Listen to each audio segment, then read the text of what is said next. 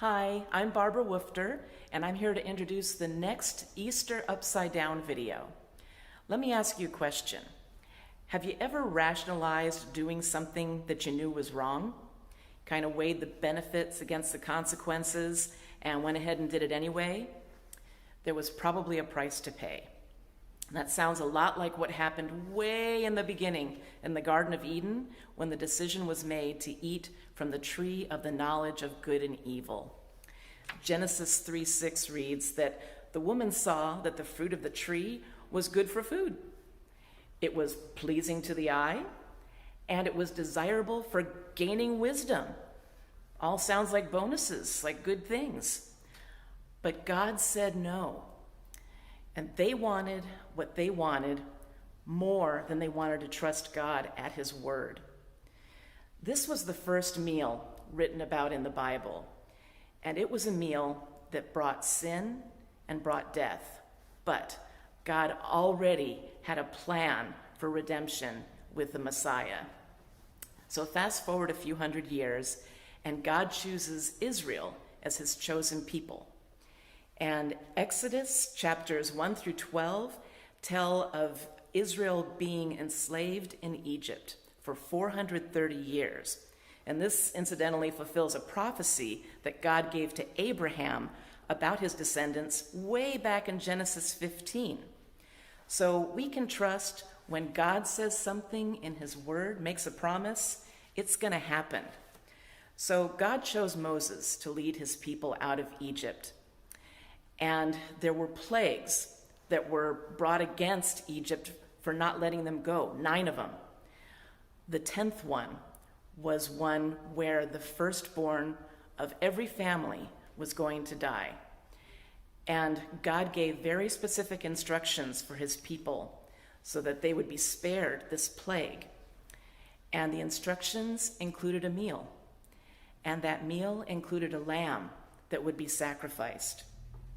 And so this was the first Passover. And this meal is celebrated every year when God had the angel of death pass over his people, and he spared them.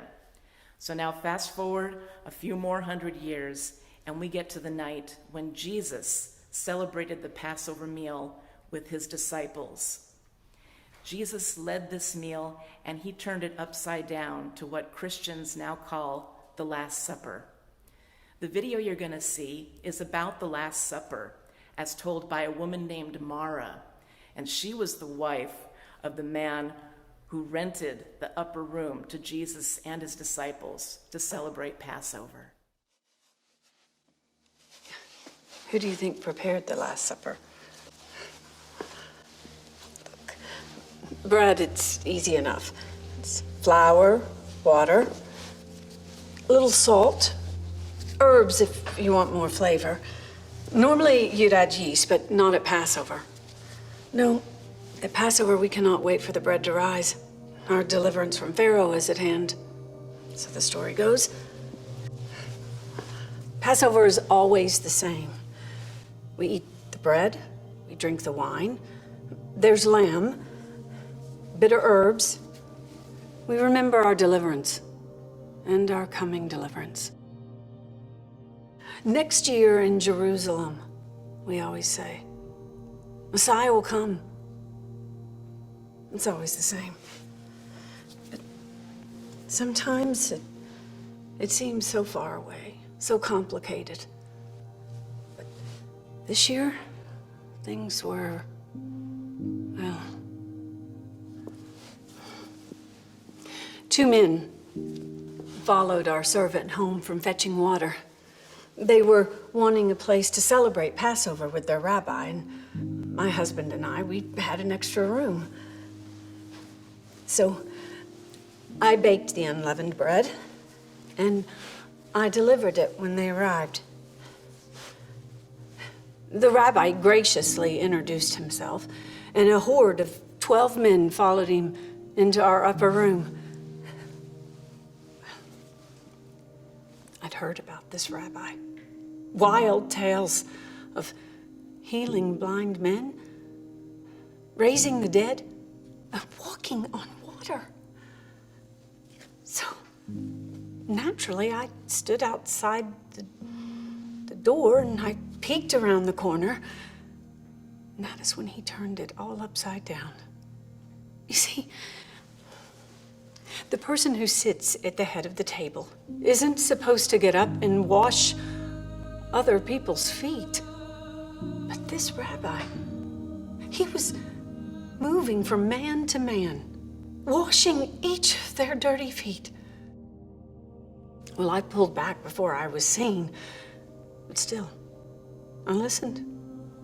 I stayed and listened. His words were sure, kind, but like fire, like no rabbi I'd ever heard. If you see me, then you see the Father, he said. He also said that he would be broken for them. He talked of the new covenant and being children rather than orphans. And as the bread was passed, the unleavened bread of deliverance, he said, I am the living bread.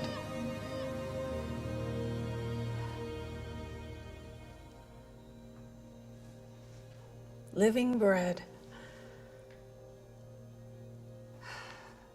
What could we have understood about that at the time?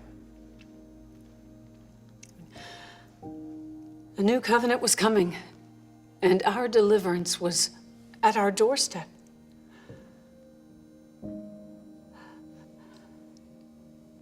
Little did we know that our entire world was about to be turned upside down.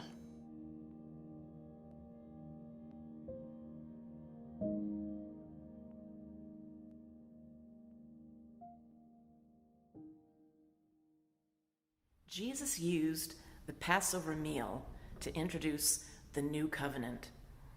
He taught servant leadership as he himself, the guest of honor, washed all of those filthy feet. Using the bread and the cup, he taught us that he himself is the perfect lamb who was about to be sacrificed so that through him, all who believed might be saved. It's our hope that you will draw near to God during this blessed season. And if you have questions about having a relationship with God, or if you need a home church, we want to help, so don't be shy. Just send an email to the contact name in the show notes, or call the number that's listed. Have a blessed, beautiful holiday as we celebrate Jesus' resurrection.